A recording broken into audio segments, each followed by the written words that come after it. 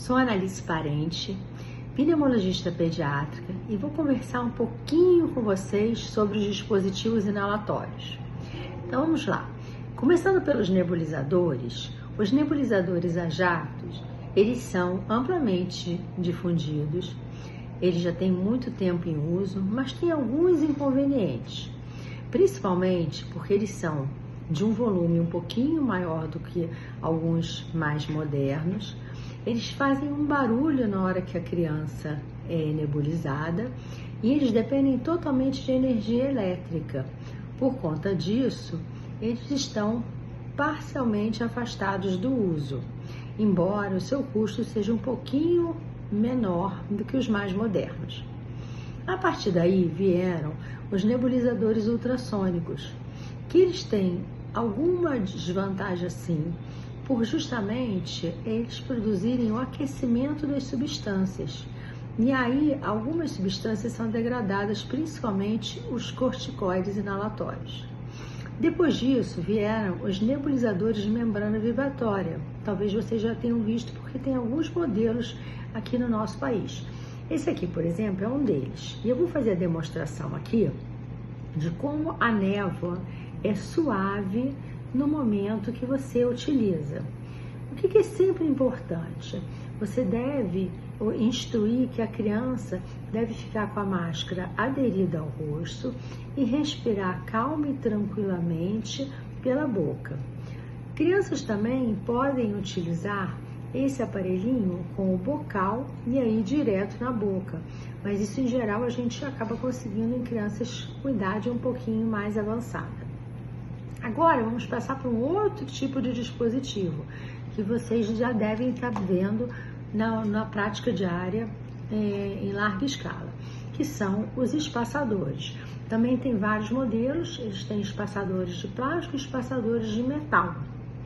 A única diferença é que, na verdade, com metal, se for um metal que não traga escrito assim, não tem problema em relação à carga eletrostática, ele deve ser pelo menos uma vez por mês, mas o ideal é que você oriente toda semana ou de 15 em 15 dias.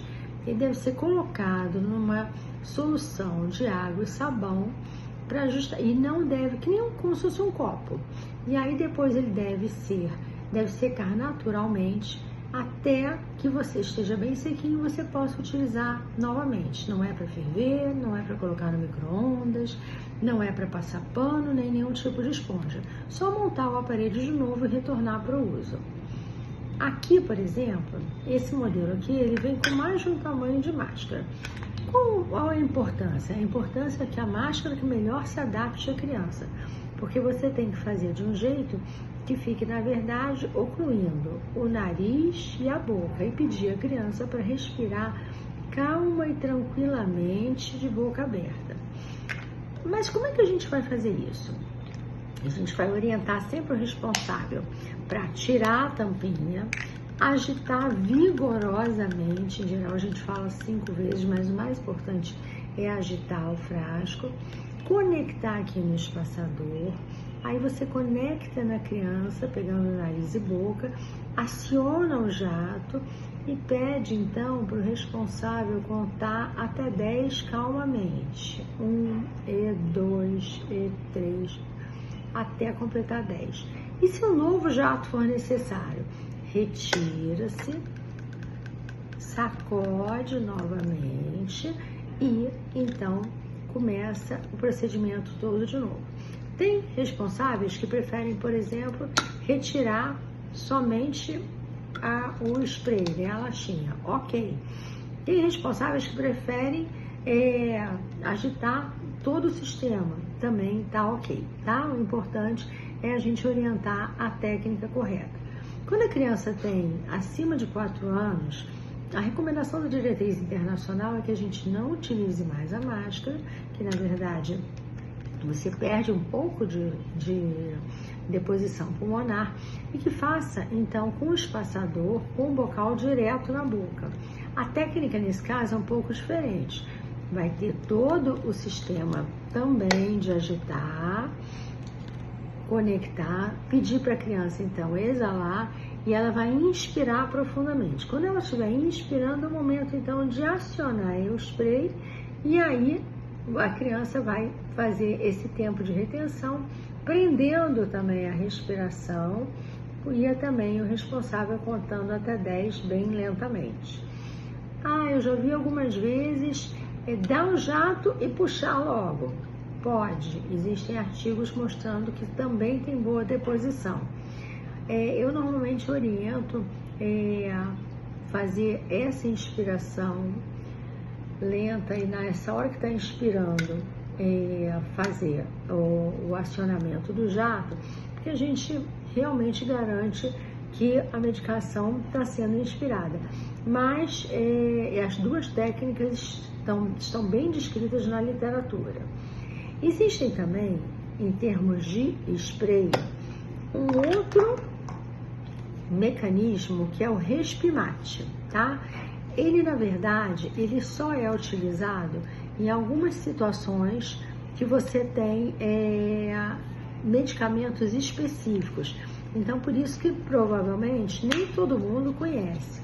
Ele também faz uma névoa bem suave, só tem que a gente tomar muito cuidado, porque a montagem dele é um pouquinho mais complicada.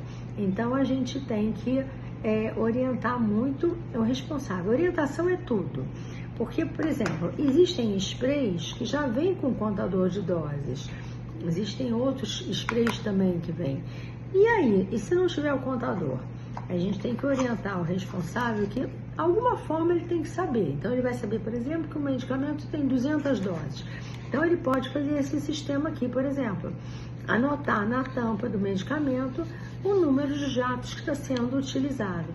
Quando chegar no número de jatos que o fabricante diz que tem, aí o medicamento ele tem que ser jogado realmente fora. Por quê? Porque você vai ter mais propelente do que medicamento.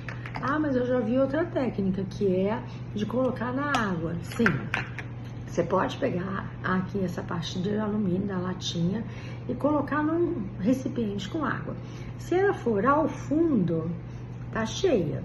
Se ela ficar no nível intermediário, tem uma parte ainda da medicação. Se ela boiar totalmente, zerou, e essa medicação então tem que ser desprezada.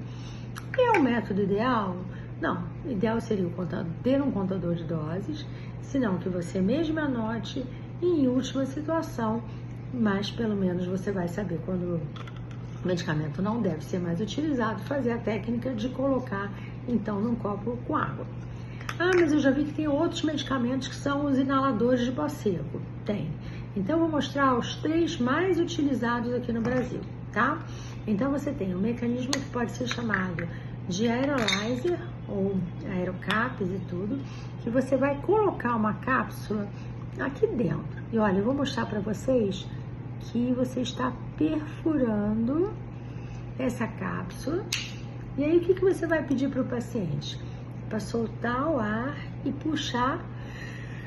E na hora que vai puxar esse ar, vai prender e vai contar também até 10 lentamente, tá? A partir daí, abre a caixinha e vê se tá tudo ok, se o medicamento foi embora.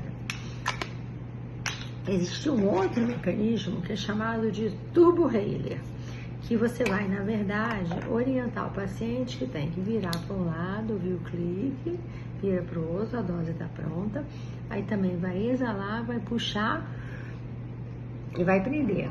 Vai contar até 10 também lentamente. É um ótimo mecanismo, só que normalmente você só consegue utilizar em crianças com idade um pouquinho mais avançada.